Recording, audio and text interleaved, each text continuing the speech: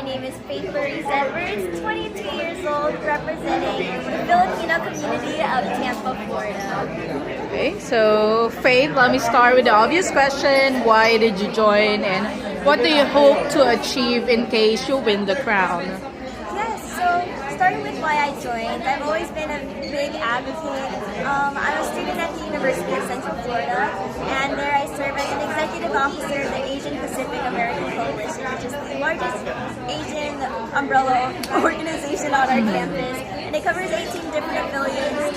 And being an executive officer there has taught me resilience and compassion, especially towards advocacy. And from there, I was fortunate enough to pursue FMSU back in Florida, which is Fiesta Mosa USA. And after that, after winning Miss Earth Air Florida, I was able to do tree planting and learn from the watersheds and interact with my community and the teachers and the kids and learn so much about the environment. And this Philippines Earth was just a chance for me to come to the Philippines and not only just really connect with my culture, but see how I can intertwine my culture with what's important to me, which is my advocacy of preserving and restoring our natural habitats for future generations. Which recent knowledge or new learnings regarding the environment made you emotional recently?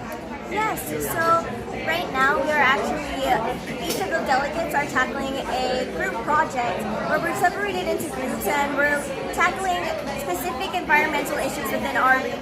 So my mother being from Bacolod, I was put into the Visayas region. And honestly, right now, the project we're tackling is about waste management. I've been able to learn about how I can help students differentiate the different types of plastics, because from an early age, that's the best age for you to start learning these habits of how to stay environmentally friendly.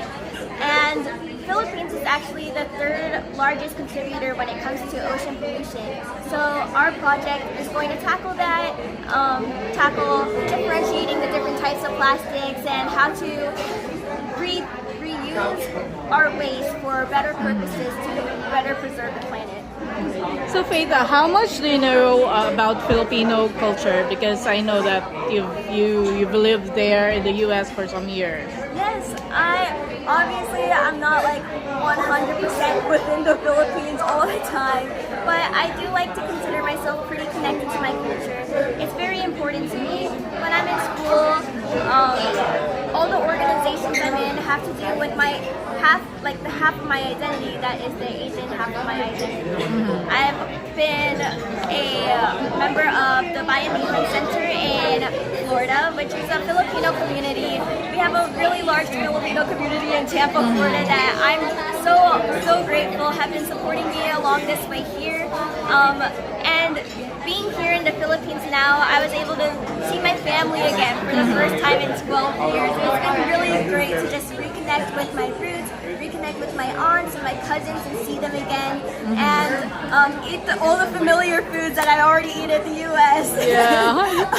So I like to consider myself pretty grounded within my Filipino cultural identity, but I'm always learning more every day, especially being here in the country now. It's been like an open experience. It's been amazing, and I'm just really grateful for the opportunity to learn, and I've been learning new words, learning the new language. That's cool. So what's the most difficult Filipino word have you learned? Me and my family were just laughing about this last night, but I always have picked up my aunt saying "ay nako." Ay nako. Let's see, if we're waiting, my mom will say "kodugay" or "dali dali dali." And I've just been learning a bunch of other silly words. Have they taught you baba baba? Have they taught me which one? Baba baba. No, they have not taught me. Yeah, ba is you usually ask that in the elevator if you ask whether it's going down. So it's ba ba ba ba. So Yeah. it's going down. Yes, Yeah, probably. yeah. Thank you. Yeah. Interesting. Yeah, Yeah. I've been really excited. It's been really fun, like learning all these new words, and it honestly only encouraged my dedication more. Like I really want to be able to master the basics of this language by the end of the year. So it's always been a goal of mine, but I feel like I definitely got a head start now being within the Philippines. Which Filipino food do you like and dislike? My favorite Filipino food, I have a few. My comfort food will always be sinigang. This is good for this weather, right? Yes, it's been raining all day. Yeah. So some nice comfy sinigang is always good for the heart and soul. And my mom always makes lumpia. That is my favorite to bring. Spring roll, yeah. Yes, I always bring them back to my apartment when I go to university. I share them with my roommates, so they love lumpia. Which lumpia filling do you like? Just a normal ground meat, or Yeah. cause sometimes you put cheese and Yeah, I think stuff. it's like pork and, Yeah. and vegetables. Uh-huh. In it. Yeah. Yeah. And then like carrots and other greens in there too. So which do you dislike? Ooh, that's a hard question because I don't know. I don't think there's any that I could say I dislike yet, but I can say ones that I want to try. Because I haven't tried pandan yet, and I really want to try it. I know it's a flavor. Yeah. So I really want to try that. I forgot to mention my favorite's ube. Anything ube, I love ube. I get Wow. ube cake, I get ube cupcakes, ube cake Ice rolls, cream. ube ice cream. Yeah. I love it so Cool. much. Yeah, so are you familiar with Filipino artists? Like right now, we have P-pop groups performing globally, like SB19 and Tini. Are you familiar with any Filipino artists? I know of a few. We actually Like who? had a Filipino artist perform for APAC. His name is Rocco. Rocco Nasino? His Spotify name's just Rocco. Oh, okay. So it's like, a singer, not the Really actor. cool, really down to earth, and I was so excited because I was like, oh, I listened to his music. We were so excited to have him there back in Florida. Other artists I listened to, Via Basiri, Olivia Rodrigo. I love her so much.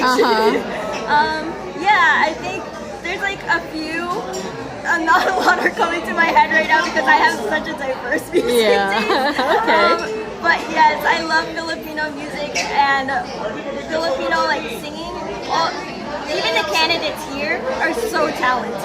They're so talented. I really want to sing a duet with them. So, what can you say about our very own Jessica Sanchez getting a golden buzzer in America's Got Talent? Oh my goodness, that I had no words. I think that is just so amazing. It's a great opportunity for the Philippines to be represented. I know she felt a lot of pride. I know that the Philippines feels a lot of pride. And I think it's just an exciting moment. So last question, Faith.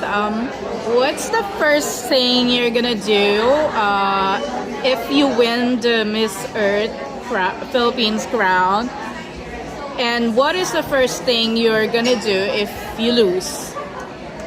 That's a good question. Win or lose, there's already a project that I've really been interested in starting to fund for it. It is called the Bag Project in Bacolod City. There's an animal shelter in Bacolod City that's helping rehabilitate dogs that are strays or dogs that have been hurt, and I got to visit there. Even if it was for a brief time, I really connected with their message.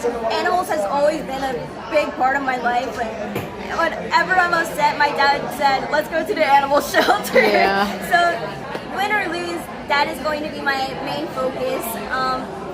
Making sure that that project in the Philippines, in Bacolod City, has the funding to prosper and make sure those dogs are rehabilitated and get good homes. as for other plans, if I were to win Miss Earth, it would be a great opportunity. There's so many projects that I would love to do, especially the project that we will be presenting on July 24th. Is our Eco Tindahan. I would love to push that forward and make sure it has a platform and students get school supplies while also being environmentally connected and educated.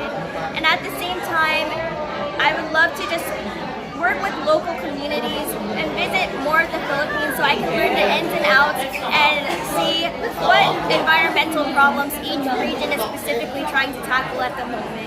And I just believe that community service and working together with your neighbors is super important in order to make a change. So I would honestly want to get to know the people of each region better and know each charity better that I would be learning about, that I could contribute to. I would want to know their message and the people working for them so I know how to best help them reach their goals, because I feel as though being the Miss Philippines Earth is a chance to be a platform and a voice, and you have to use that voice responsibly and use it for the people who need it most, which are your neighbors and your friends and these charities that have been working so hard to reach their goals every year. You've been visiting so many charities and it's been touching my heart, so I want to better get to know their messages and honestly work with them in the future. And even if I were to lose, I still have community projects that I still want to do at home. Cool, that's really nice. I would just take the lessons that I've learned from Miss Earth so far. I've learned so much when it comes to resilience and loving what you're doing and wanting to dream bigger for not just yourself, but for the people around you and for the Philippines. There's so much I have learned from here that I will take back with me to the U.S.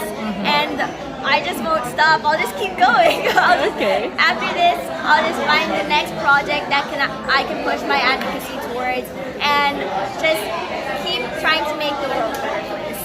Thank you.